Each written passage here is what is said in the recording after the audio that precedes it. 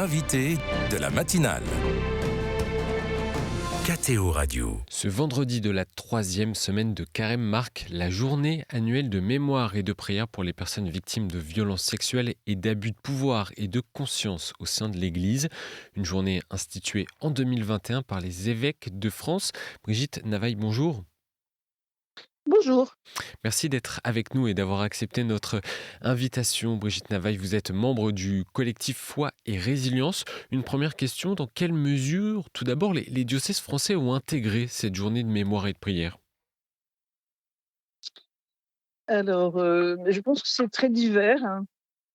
Quand on regarde un peu sur les sites internet, on a des célébrations eucharistiques présidées par les évêques. On a aussi des veillées de prière. Et puis, on a des événements comme les rubans contre l'oubli, qui est une invitation à venir déposer dans la cathédrale ou dans une église des rubans avec le nom des personnes victimes et de prendre un temps de prière pour elles. Et puis, il y a malheureusement des diocèses où il ne se passe pas grand-chose. Au niveau diocésain, alors peut-être dans les paroisses, mais là, on a moins de visibilité. Quel est le sens particulier de cette journée placée pendant le carême, en plein chemin vers Pâques ? Oui, alors l'idée, c'est de prendre dans la prière tous ceux et toutes celles qui ont été victimes d'agressions sexuelles ou bien d'abus de pouvoir, mais aussi d'abus spirituels. Voilà, des gens qui ont été profondément marqués dans leur chair et dans leur esprit, sachant que même les personnes victimes d'agressions, de violences sexuelles sont aussi très blessées dans leur vie spirituelle, ce qu'on ne marque pas toujours. Voilà, donc c'est à la fois faire mémoire pour l'Église de France de ce qui est arrivé, et puis prendre le temps de la prière et de confier tous ceux qui souffrent, tous ceux qui sont blessés très profondément, voire tous ceux qui sont partis, puisque la souffrance était intolérable. Voilà, alors dans un vendredi de carême, on a été un peu plusieurs à dire qu'on aurait aimé que ce soit plutôt le dimanche, mais bon, voilà, les évêques ont choisi le vendredi, sachant que la possibilité est offerte aux paroisses de le mentionner ou de le célébrer dans la prière universelle le dimanche qui précède ou le dimanche qui suit. Qu'est-ce qui est proposé sur le plan liturgique à l'occasion de cette journée ? Alors, il y a chaque paroisse est invitée à choisir ce qu'elle veut faire. Alors, il y a plusieurs propositions. Il y a un livret liturgique qui est en ligne sur le site de la Conférence des évêques. Voilà, il y a des propositions de veillée de prière, il y a des propositions de chemin de croix à partir de paroles de personnes victimes. Voilà, il y a des propositions de prière universelle pour les dimanches qui précèdent ou qui suivent, selon les années d'ailleurs, ça a été bien préparé. Voilà, il y a un ensemble de propositions. Après, les diocèses, je regardais hier les propositions, il y a beaucoup de diocèses qui profitent de cette journée pour inaugurer une plaque dans une église ou un sanctuaire à la mémoire des personnes qui ont été victimes. Voilà, ou des objets d'art qui vont rester dans les cathédrales, dans les églises. Voilà, il y a possibilité de diversifier les propositions, sachant que pour des personnes victimes, c'est pas forcément toujours la messe qui est la plus facile à vivre, parce que beaucoup ont été victimes aussi avant ou après la messe, et ça réactive des traumatismes. Ce qui me paraît important, c'est que ces temps-là soient préparés avec des personnes victimes. On ne peut pas faire sans elles, il faut faire avec elles. On va revenir sur ce besoin de faire mémoire et d'écoute de la parole des victimes. Pourquoi cette double notion de mémoire et de prière ? D'abord, mémoire, il faut pas oublier ce qui s'est passé. Je sais que beaucoup de communautés ont tendance à dire bon, voilà, il faut tourner la page. On ne peut pas tourner la page d'un événement comme ça. Le grand théologien Thomas Halík, un théologien tchèque, disait la crise des violences sexuelles, c'est comme la crise des indulgences. Vous voyez, la crise des indulgences, ça a donné la réforme.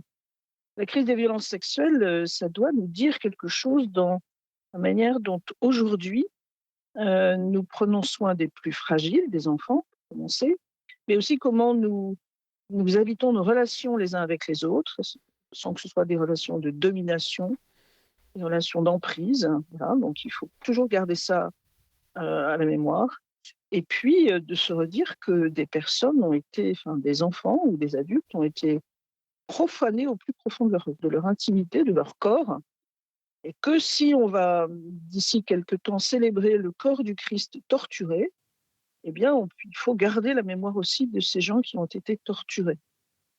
Voilà, et puis la prière, eh bien, il faut confier tous ceux et toutes celles qui se sont éloignés de l'Église, ce qu'on comprend. Tous ceux et toutes celles, toutes les familles aussi ont eu souvent les victimes collatérales. Voilà, les confier au Seigneur parce que c'est lui qui va guérir tant que faire se peut ces blessures très profondes des uns et des autres. On l'a entendu, Brigitte Navaille, vous pouvez regretter que certaines paroisses, certains lieux ne se saisissent pas assez de cette journée de mémoire et de prière. Les services diocésains de catéchèse et de catéchuménat sont invités à s'associer à cette démarche. Comment faire en sorte que ce soit l'ensemble des catholiques qui soient partie prenante de cette journée ? C'est une bonne question.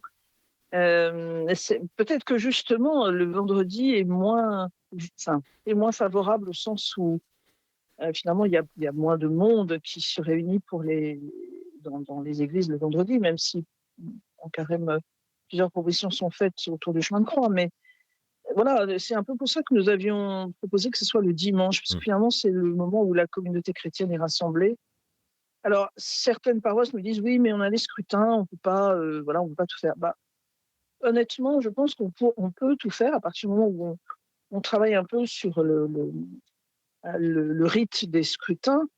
Voilà, dimanche, j'étais dans une paroisse où l'évêque présidait la messe pour les personnes victimes. Il y avait les scrutins. On peut tout à fait faire le lien entre,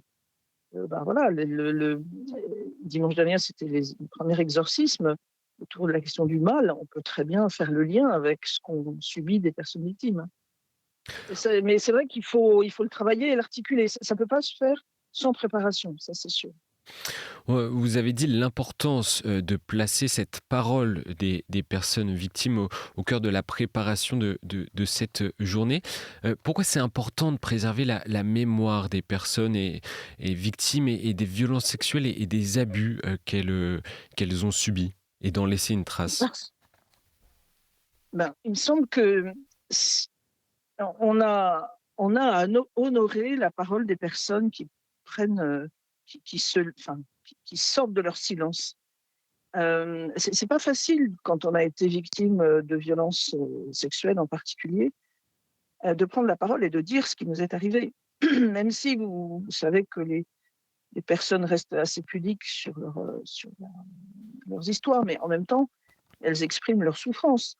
Si on ne garde pas la mémoire de ça, c'est-à-dire que si on n'entend pas ce que ces personnes disent, et surtout si on ne s'appuie pas sur leur savoir expérientiel qu'elles portent, malheureusement, enfin elles s'en seraient bien privées, mais finalement, je pense que la parole des personnes victimes aura été un peu vaine. Hein. Vous voyez, ça aura résonné, puis voilà, on passe à autre chose.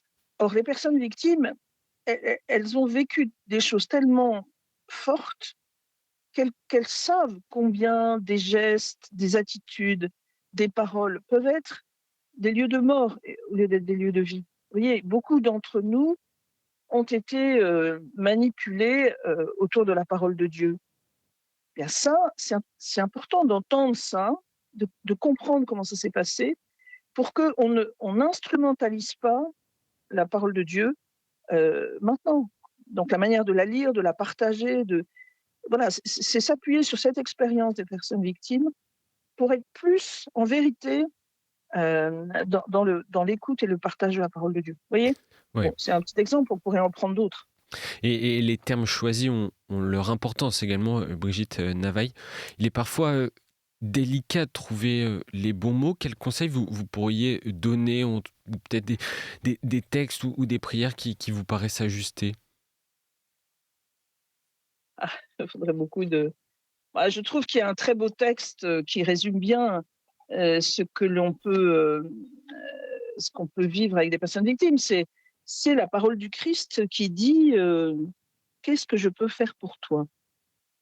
Et c'est pas tellement, «On va faire ça pour vous», c'est cette interrogation profonde et cette humilité du Christ qui se met, à la hauteur et à la disposition de celui ou de celle qui est blessée. «Qu'est-ce que je peux faire pour toi?» Voilà. Eh bien, ensemble, on peut trouver un chemin. Moi, c'est ça qui finalement me me parle et me touche, c'est cette parole-là. Voilà, il y en a plein d'autres, tu as du prix à mes yeux. Enfin, vous savez, les personnes victimes, elles ont été tellement, en particulier celles qui ont été victimes d'agressions sexuelles, ont été tellement considérées comme des objets que les aider à retrouver, une place, une dignité c'est un travail qui, voilà, qui peut se faire beaucoup à partir de la parole de Dieu. La difficulté aussi, c'est que des personnes victimes, la très grande majorité est en dehors de l'Église, hein, faut le savoir, hein. Donc voilà, il faut prendre en compte toutes celles-là aussi, pas uniquement celles qui continuent, bon an, mal an, à essayer d'avoir un chemin en Église. Et même pour celles-là, c'est parfois très dur et très difficile de revenir dans la communauté ecclésiale, hein, parce qu'elles se sentent toujours marquées. Le collectif Foi et Résilience dont vous faites partie rassemble les victimes associées au travail engagé par la Conférence des évêques de France. Une dernière question. Quel regard vous portez sur ce que l'Église en France a mis en place au niveau de la reconnaissance et de l'accompagnement des victimes et ce qui reste à faire selon vous?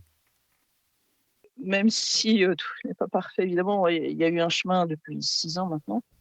Moi, je pense qu'un des points extrêmement, un des dispositifs extrêmement importants, c'est le dispositif de l'INIR ou de la CRR pour les religieux, donc les instances qui reconnaissent le fait que des personnes aient été victimes d'un prêtre diocésain ou d'un religieux et les aident sur un chemin de réparation.